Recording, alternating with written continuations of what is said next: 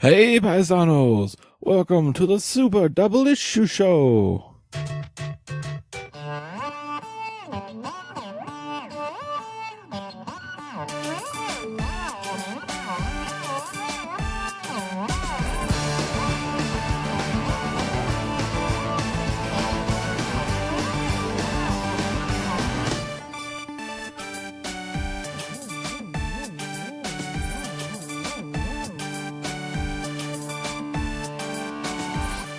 But hey, really, sup? How you doing? Welcome to Double Issue. We're the podcast about fiction in a shared superhero universe, and we kind of trade off between telling stories about that universe through actual short stories and then just like talking it out through world building. And sometimes RPG games. I'm your host, Daniel Poole, and I'm joined tonight by my guest, me. I'm the guest. How's it going? So, Quinn's on his hiatus still, so I'm covering. I'm still getting a handle on keeping up with my creative schedule. Been working over on the Gaia project, little game from Blue Aurora, and then I'm, of course, working on stories here and stories for my own stuff, trying to work on some game projects of my own.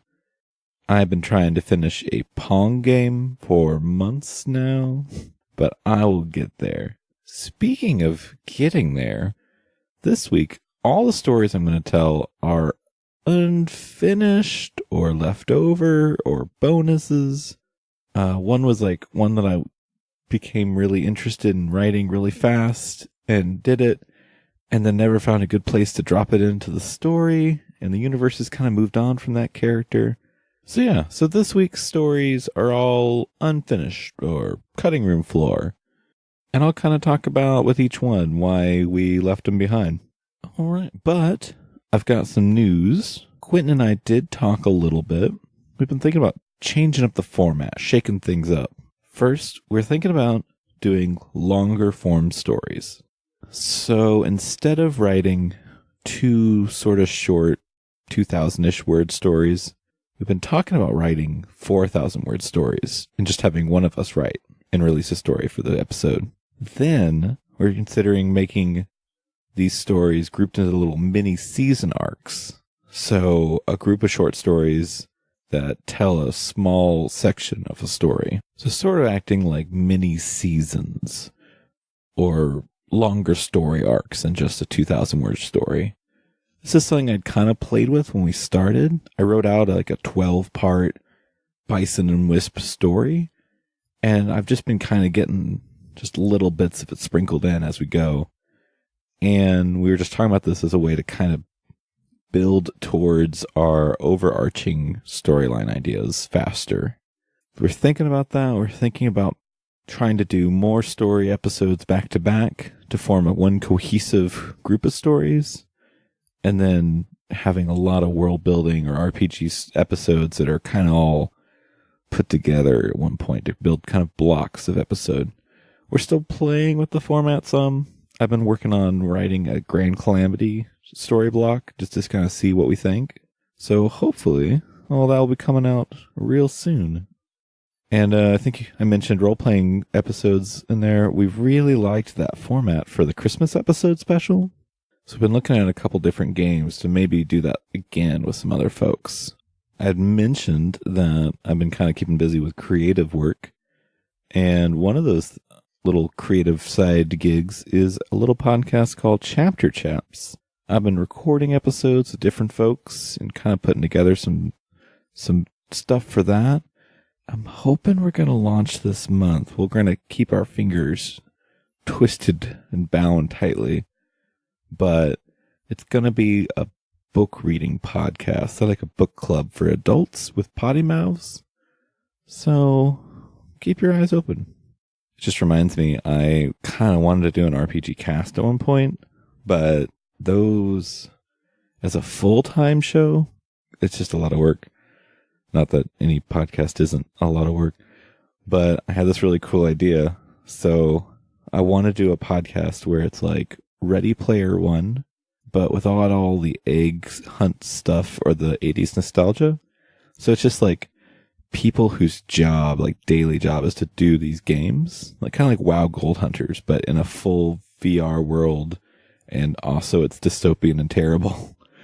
And my thought was just each week we could be like, well, this racing game's like a real good way to farm gold, and so it's a racing episode.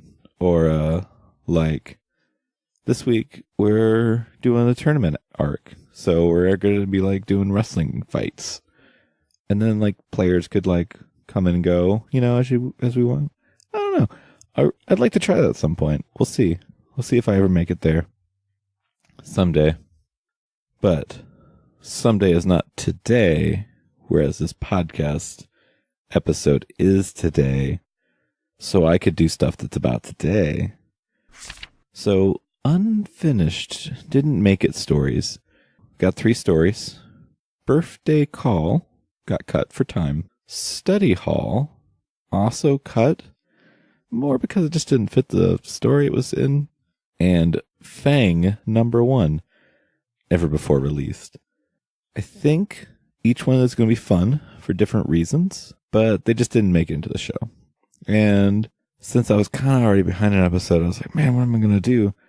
I thought I would build out a timeline chronologically of when each story has taken place and try to put all the world builds kind of on a chronological time. So my concept was like, I'll just go through and completely order our timeline. And then I started working on that. And it's going to be a big episode. And I was wanting to pull from audio of different episodes, so it's going to take a minute anyway. But B, I discovered these 3 stories kind of in limbo out there. And I thought these are still really fun. They're just really short and don't tell a whole story by themselves. In conjunction with what they lead into, I think you get a full picture. But you'll see as we get to them that there's reasons. But I thought it'd be kind of a fun behind the curtain look at, what this show does, what we put out there that just doesn't make it up.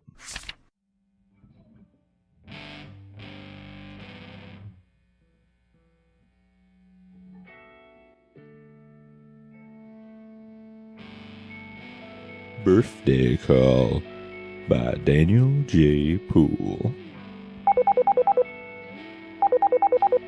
Hey, sweetie, happy birthday.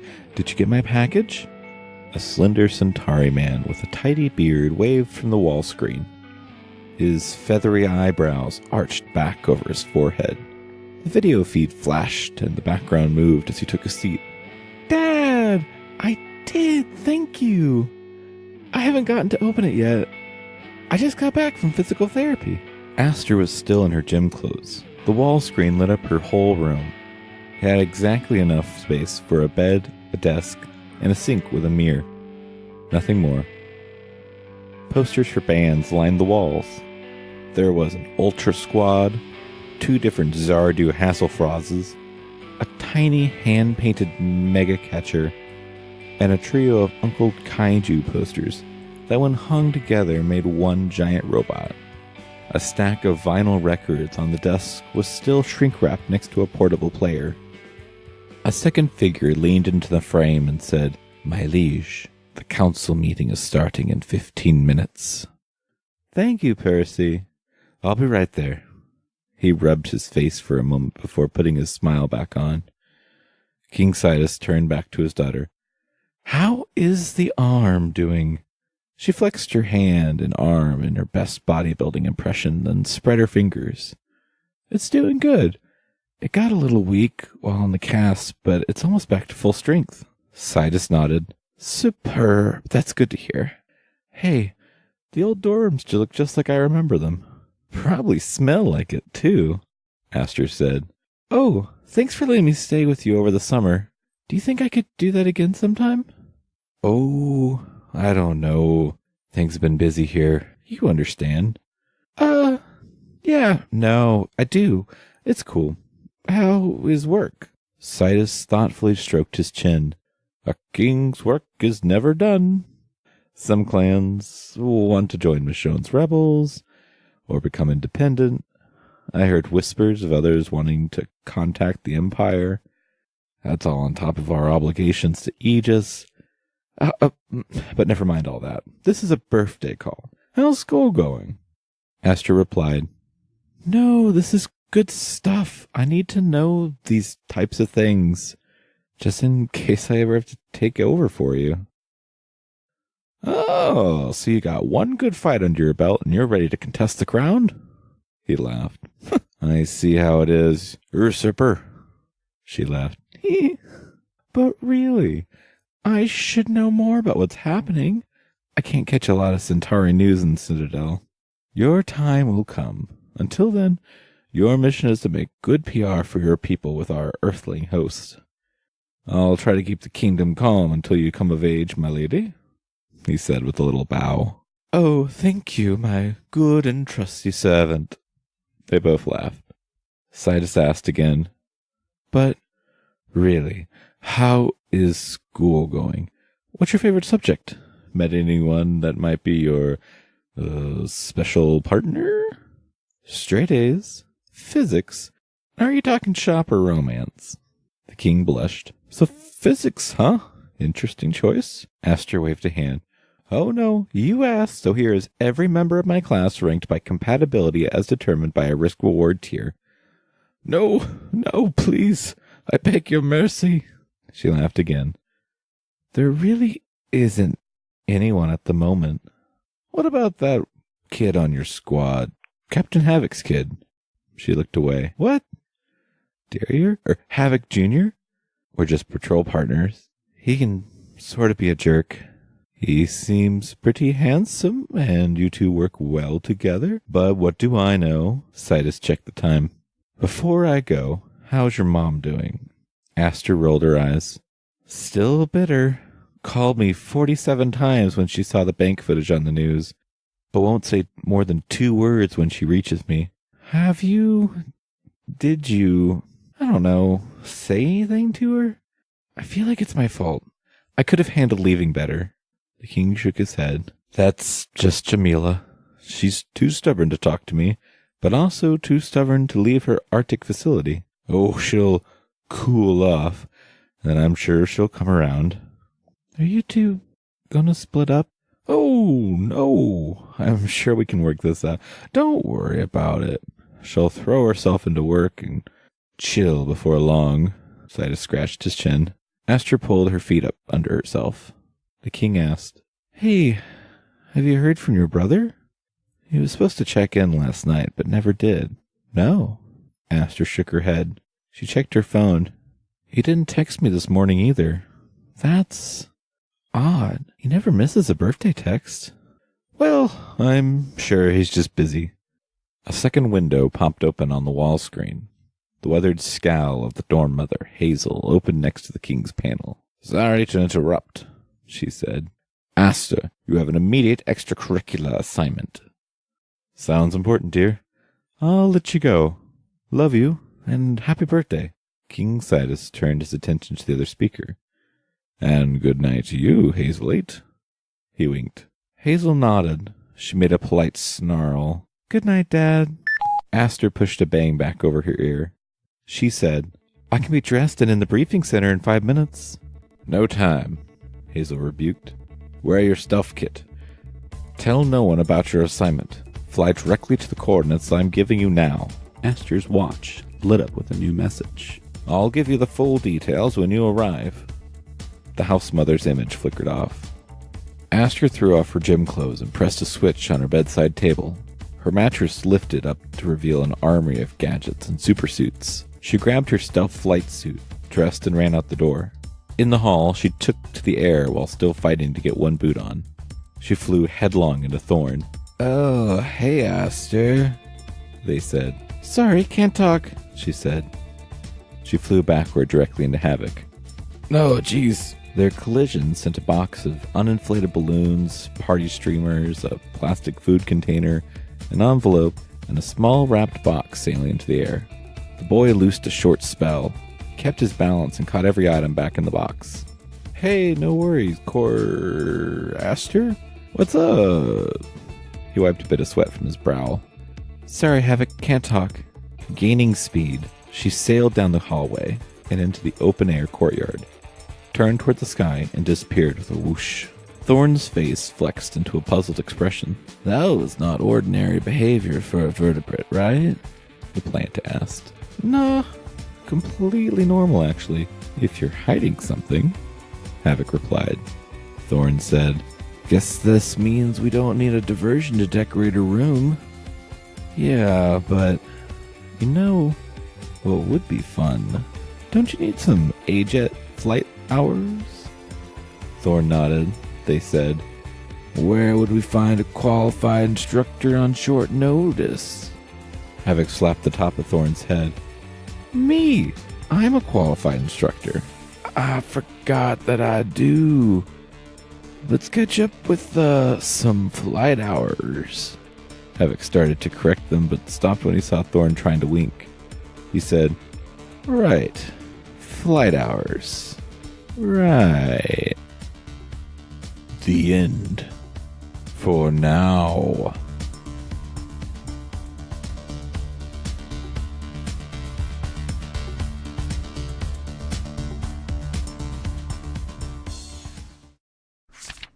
All right, so this is a story that's available on our blog. I guess I need to do some updates, though, because I noticed some mistakes in there that didn't get edited out. But originally, this was from episode 9, Birthdays. I started writing this, and I wanted to get through this birthday call to kind of set up some stuff to happen later. And I was really enjoying where it was going. But in the time for a normal story on our show, it just didn't fit. It was just this awkward lump of exposition that didn't quite play itself well to the action that Birthdays later became. And I realized that that was just a really clear place to cut it off. In the original way I wrote it, I even had like a page flip for like a big time skip. And it just didn't feel right whenever it was in its finished form. So this story got dropped.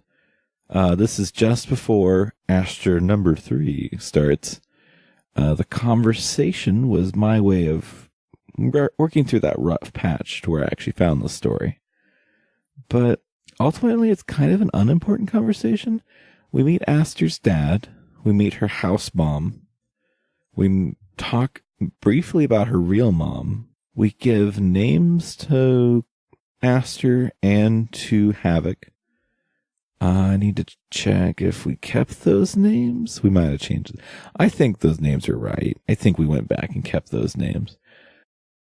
But that was another thing, was Quinn smartly said that having their superhero names and then their real names in the short amount of time that we have to talk with them and see them, it was more confusing than it really did add to the story or to their mythos as characters. And I really agree with that, because it was maybe asking too much for someone they just met.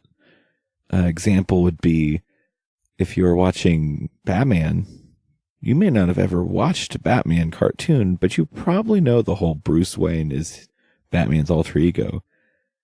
Whereas Courtney doesn't ring a bell with you whenever you hear Havoc Jr. say that name, and neither does Havoc's name Derriere. So it's awkward. So, and that's why I chose a hard to pronounce name for Havoc Jr. So yeah, all that got cut. And I think ultimately the birthday story was better for it. But still kind of a fun little thing that's out there, you know? A little bit of info that we can come back to, a little bit of world building, you know? Still a fun little conversation. I really like the playfulness that we got between Astor, Havoc, and Thorn. You kind of get to see a little more of their dynamic. And I think if I was writing a Legacy League long form book, this would fit right in. It would be perfectly fine. I just don't think it worked for the format, for the medium that we were originally talking in. But fun stuff. Mentions Bands of the World. I really need to bring back King Kaiju. I might just be, or Uncle Kaiju. I might just make that like my band. We'll see. We'll see. Also, Stardew Hasselfranz is David Hasselhoff's in Galaxy name for Guardians of the Galaxy. This is a fun little side bit. I liked making a nod to the X-Mini feel of the Citadel Academy. They go on extracurricular activities. Importantly to note, we meet Hazel 8, which I think we'll be bringing back later for more stuff. So that's pretty much Birthday Call. Yeah. Yeah, man. So next up, I've got a story. It was originally on Upshot, and it was cut off because, again, it was just kind of an awkward transition, and even the story that we published, it still has this awkward little bit at the start. It feels like I need to go about another 2,000 to 4,000 words to make this story connect fully with the next part of the story. But I was kind of in a bind for time, so I ended up just cutting this section and extending some of the other sections. But this is study hall from the beginning of my Halloween episode, Upshot. So here we go.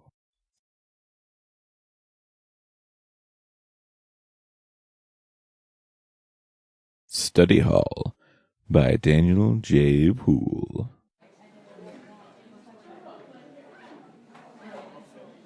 I'm thinking about updating my identity. What do you think about Night Bison? Maybe get a darker suit? Go for the whole brooding crusader look. What do you think? Bison asked.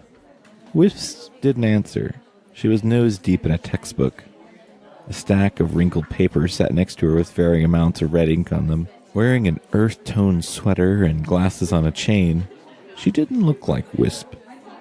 Instead, she just looked like plain Sophie Watts, teacher's assistant.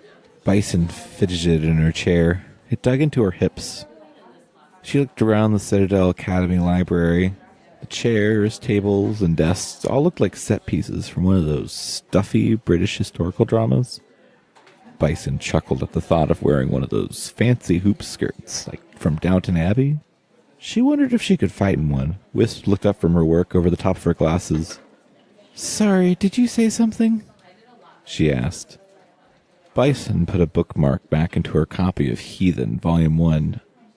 She tapped on the cover with her fingertips before answering. "Oh, it was nothing.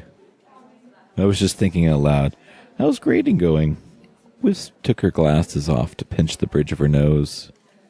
Her hair fizzled out of her ponytail. She said, "I'm just frustrated.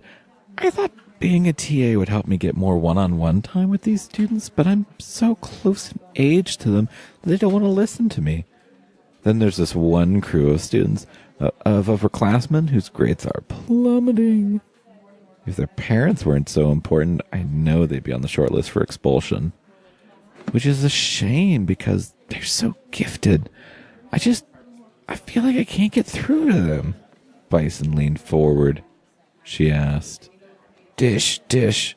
Whose brats are they? They have to be legacies. Come on, tell me."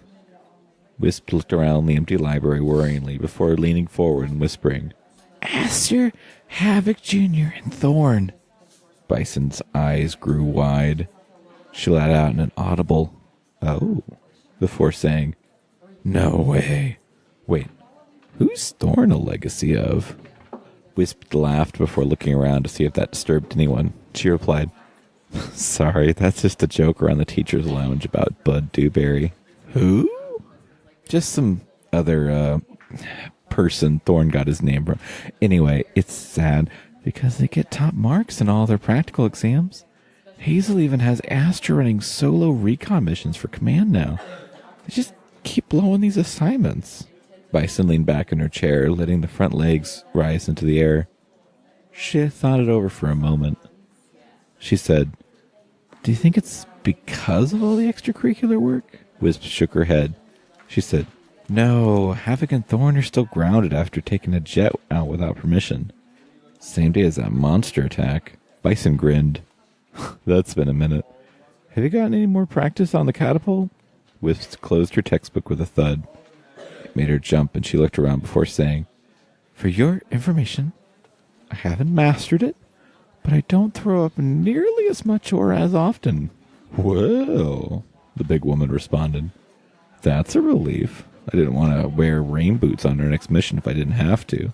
Placing her stack of papers back inside her messenger bag, Whips stuck her tongue out at Bison. She checked her watch and sighed, then said, "We should get moving.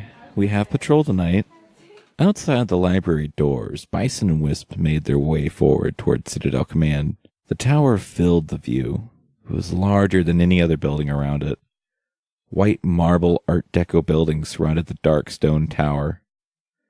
The courtyard was comprised of benches, water features, manicured topiaries, and statues of the founders. The sun had sunk behind the tower already, but the sky was turning pink.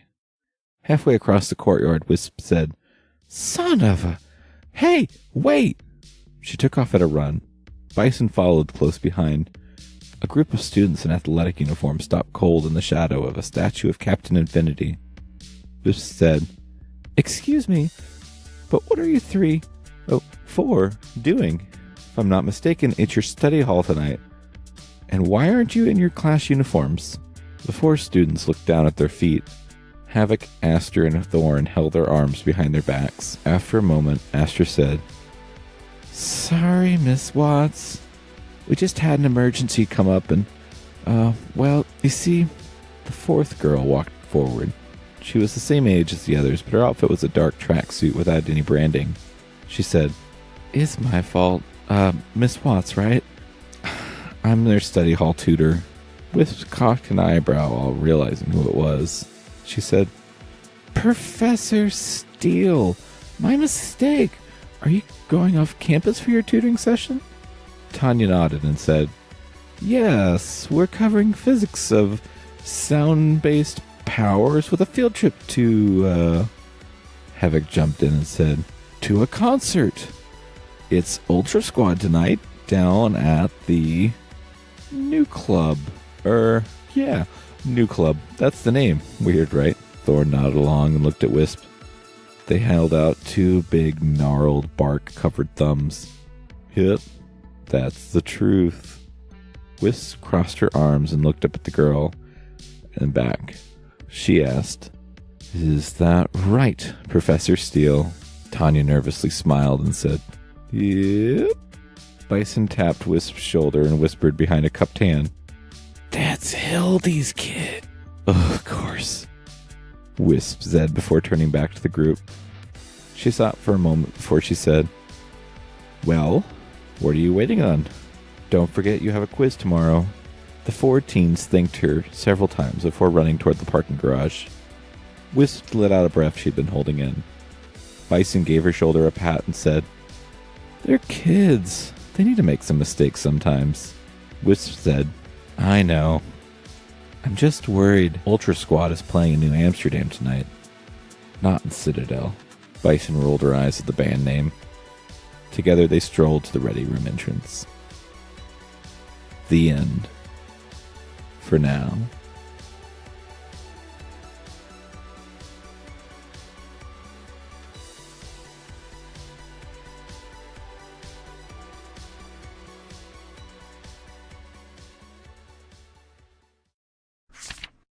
All right, so much like Birthday Call, this was cut for timing and pacing. It does set up some of the stuff that comes up in episode 37, Upshot, but I think the way it was introduced in Upshot was maybe a little cleaner for the format, because instead of having this before and after, they just got to the warehouse and they're like, "Oh, that's Havoc's car," which I thought just worked. It's just a little easier. The interaction between Bison and Wisp was really fun here. The scene for me really helped cement who B and W were as people. I really wish I could have found a way to make the story work. I like Bison's unease with being in a library. I like Wisp being shown as a professor. I like seeing Tanya out in sort of an academic setting, which we haven't really gotten to do because she's usually tied up with Barney. And also getting Tanya moved to the Legacy League, a little more time with them. I like so many things about this. Now, originally when I cut this, I also cut the costume part where Wisp got a new costume as a birthday present from Bison. But that part did make the episode.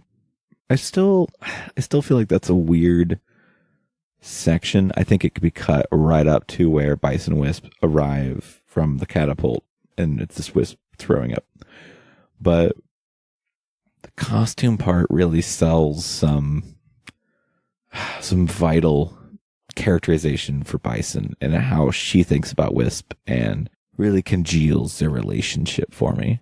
So it managed to make it into the episode, but it really does still feel different than the rest. Made a callback to the birthday call episode in this, which I thought was kind of cute because they mentioned Ultra Squad, one of the superhero music bands of this universe. And I realized that it's any birthday episode apparently gets a big cut. But, that's fine. I also appreciated getting an up-close look at what Citadel looked like and kind of explaining what the layout of the Citadel Academy is. I feel like this episode really did a good job at laying down that foundational work and really giving you an idea of the contrast between what the Citadel wants to be with the Art Deco white walls and marble look and what the Citadel actually is, which is a gnarled, unearthly stone metal spire of doom out in the middle of this town. So I really like that contrast. I feel like that's a good explanation of what this town's really like. And this is kind of the first time I got to get that close to it. All right. So this third episode wasn't cut for time. It just never had a good place to come up. This story predates Double Issue as a concept by quite a bit. It's almost as old as Amy Dangerous herself. I came up with the idea for Amy in college when Quentin and I were working on a superhero game called Mutants and Masterminds to play. Not we weren't developing it. We were just playing it. But this character named Fang, currently, that name may not stick around. We'll see. There's already a superhero or two named Fang, but that's just what they're called right now. This is an idea that's still congealing into something more solid. I had this idea whenever the vampire teen novels were the big thing of writing this book that was about a vampire who really wants to impress this girl, and this girl who just really likes superheroes and just wants to have a friend in a new town, and they kind of buddy up. Now, the main issue is she doesn't necessarily think of the vampire as a boyfriend. She just wants to be his friend, and it's all about finding the issues that I found with like the Twilight series and the other books of that ilk, and exploring kind of that toxic manhood, coming of age issues and trying to think about all that through the lens of vampirism and superheroes and what that responsibility looks like. I haven't found a good way to attack that subject yet, but I wrote this story in an airport while waiting to come home a couple weeks before, while the show was starting. I was like, I need to write stories about Fang. He's going to be one of my big stories. He's never come up. And now that we're starting to move towards an idea for now that we're starting to move towards sort of a season arc idea, concept, framework, I just don't see a place where Fang's going to fit. But that's fine, because honestly, I'm not ready for him fully. I'm not ready as a writer to just tackle this subject. So I thought it'd be fun just to go ahead and share the story. It's something in the world, but it's not something I'm going to be working on for a little bit. I might try to work on it just on my own and try to get a novel written on the side. And if I do that, I'd be sure to share it with y'all. But for now, let's read that book. Story. Let's read that story.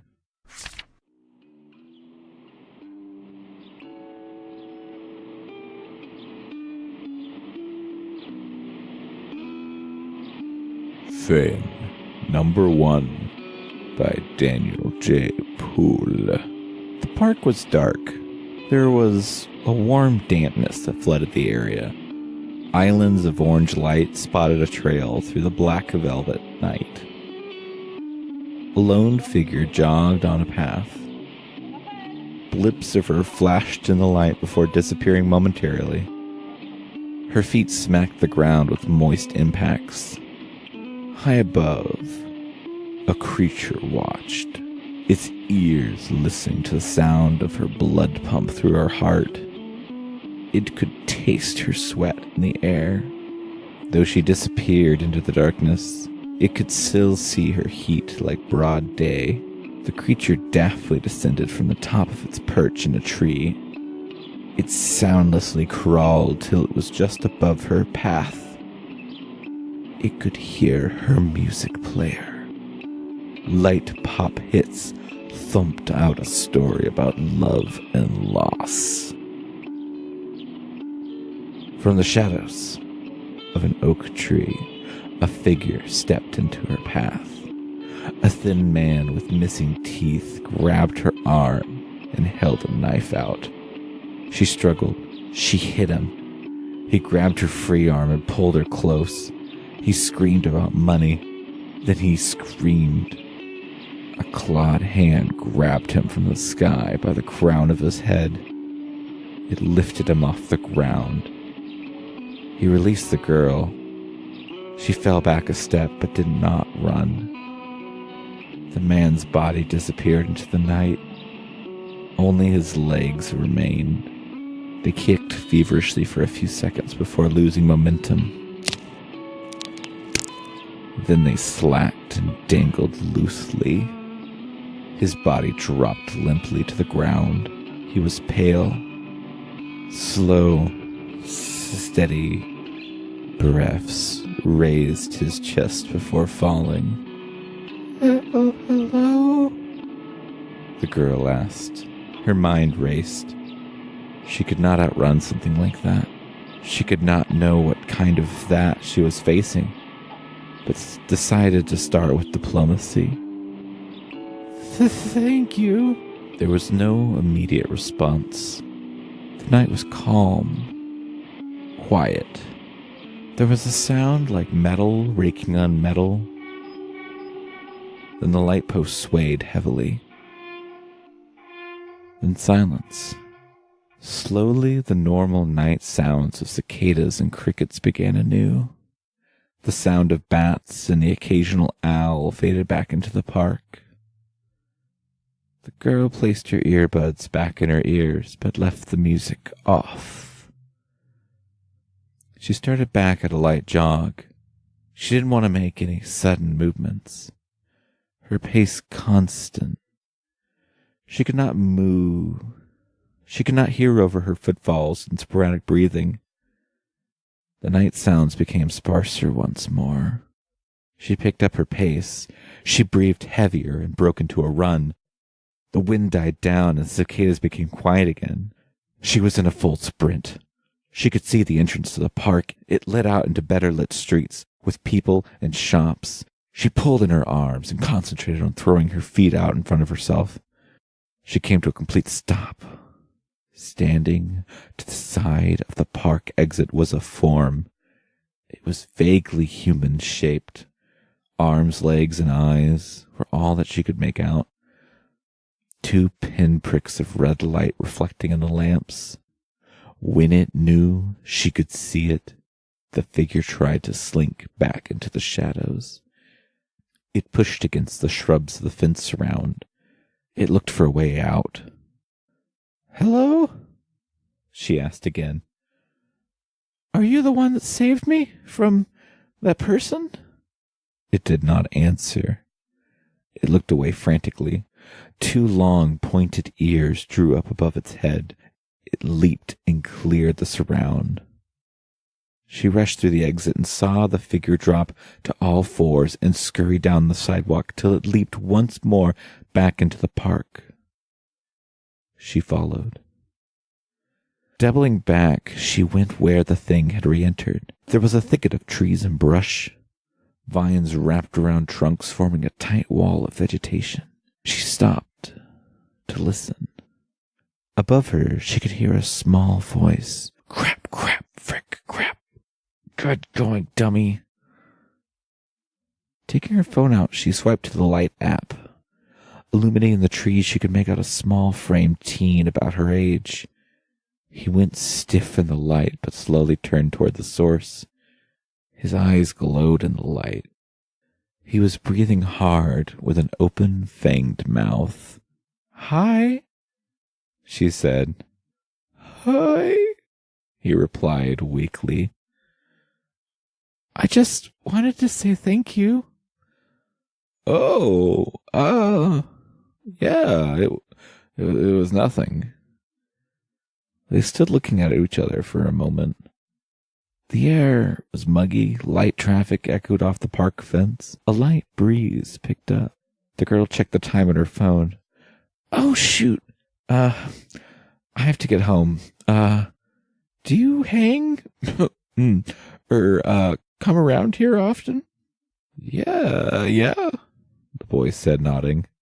Cool. Well, I like jogging, so I'll probably see you around, okay? Yeah, cool, okay. She smiled and started walking towards home. He smiled and blushed. Then he watched her walk towards the opposite side of the park.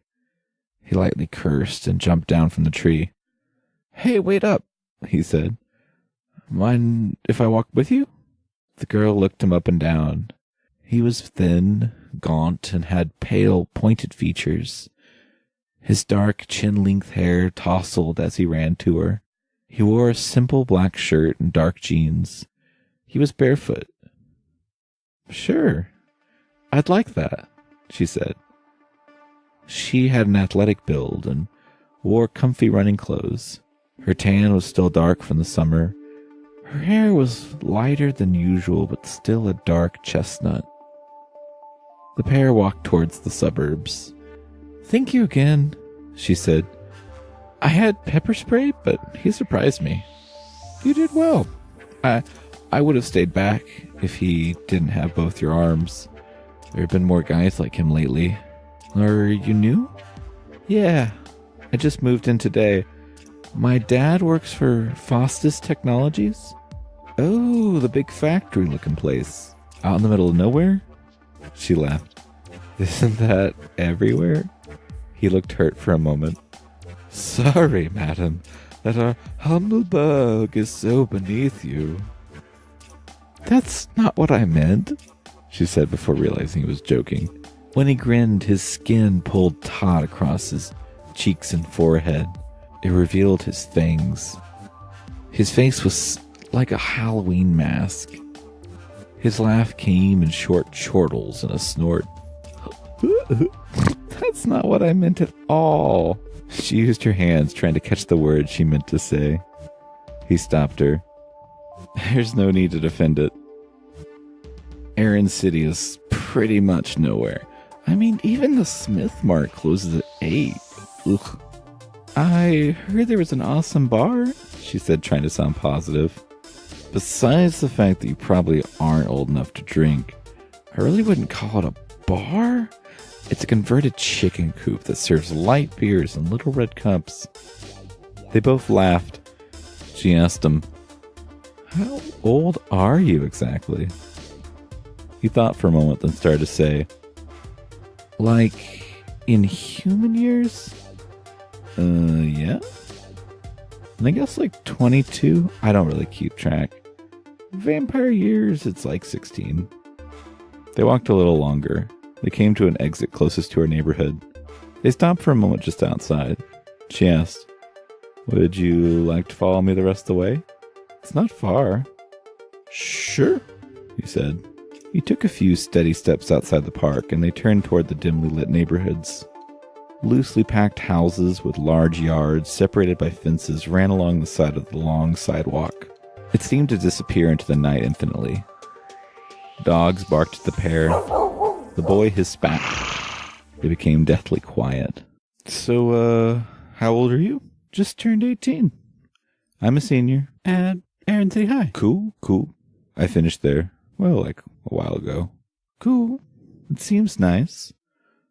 I don't start till Monday, but I saw the building. They walked on. So, I'm sorry, she started to say. But that was so awesome with the mugger. Are you a superhero?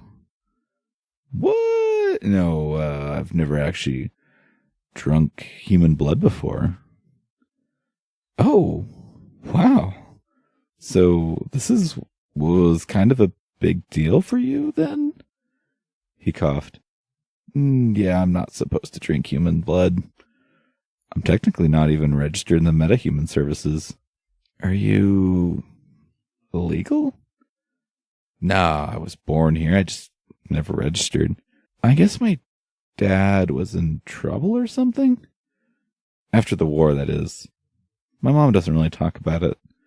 I guess we're refugees. I'm sorry, that sounds tough. She tried to think of everything she knew about the last Great War. She could recall dates and places, but nothing that she could think of to add. Instead, she just said, well, you are like a superhero. He blushed. His ears knocked back against his head.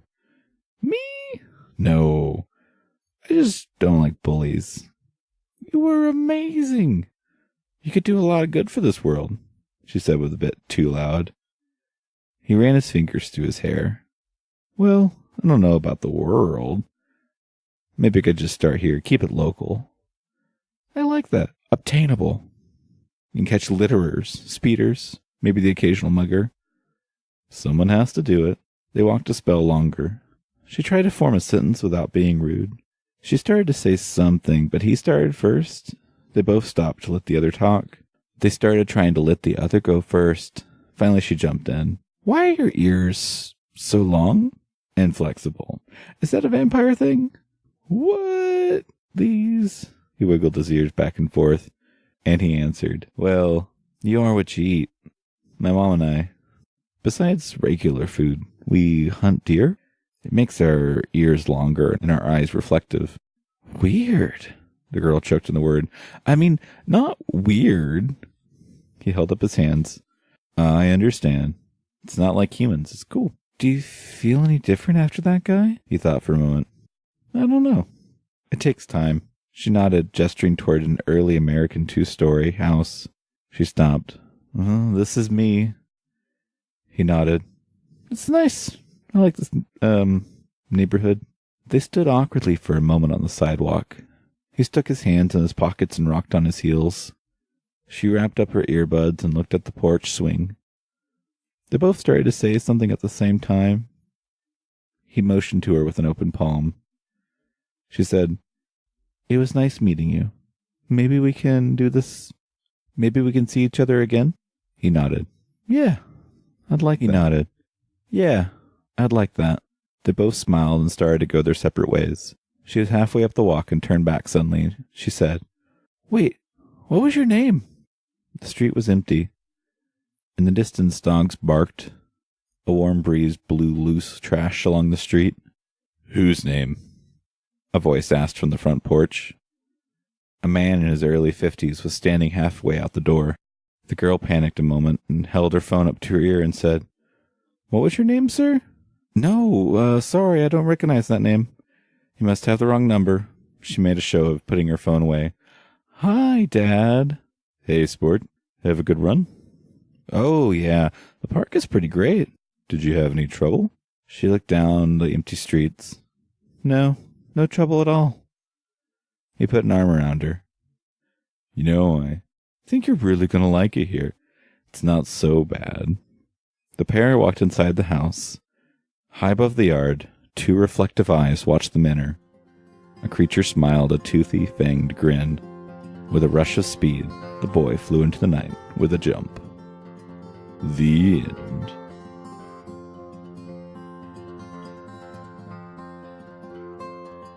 pretty much for now.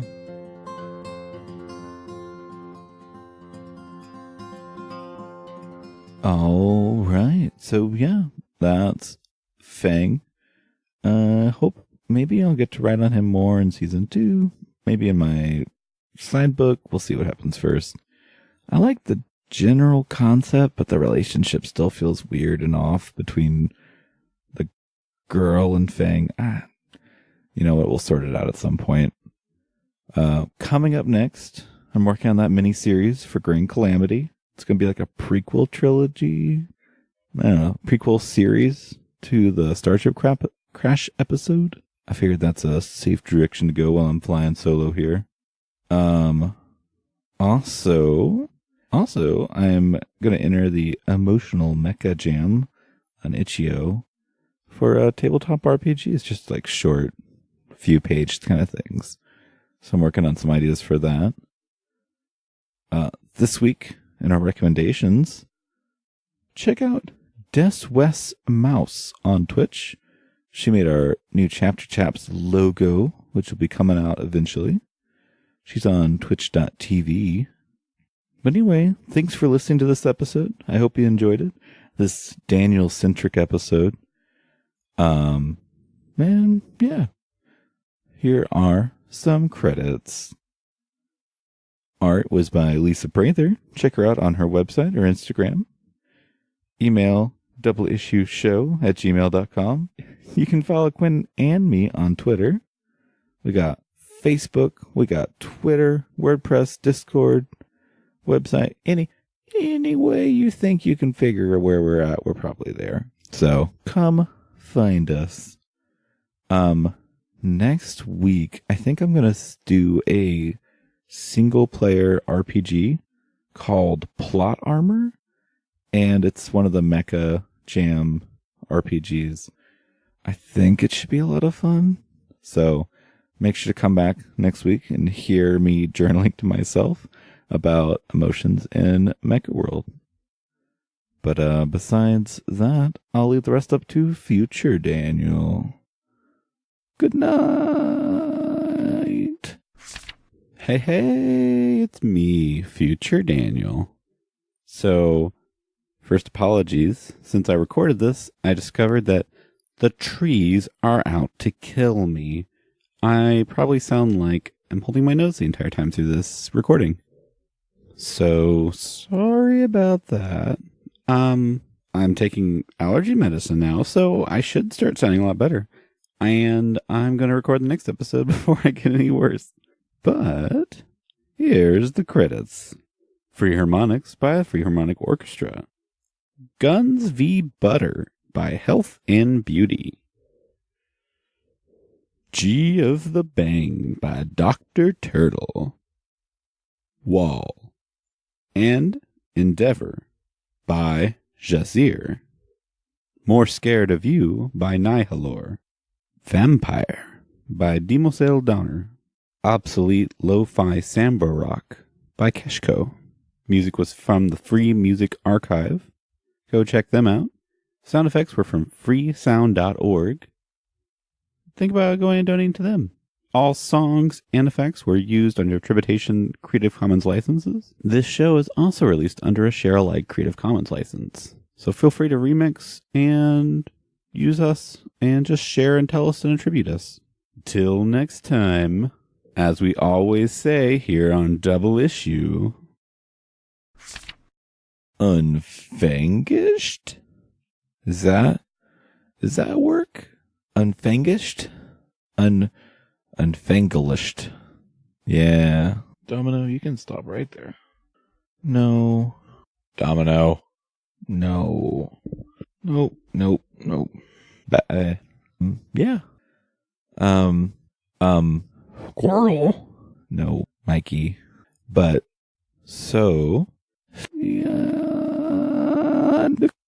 So, that's not the right voice.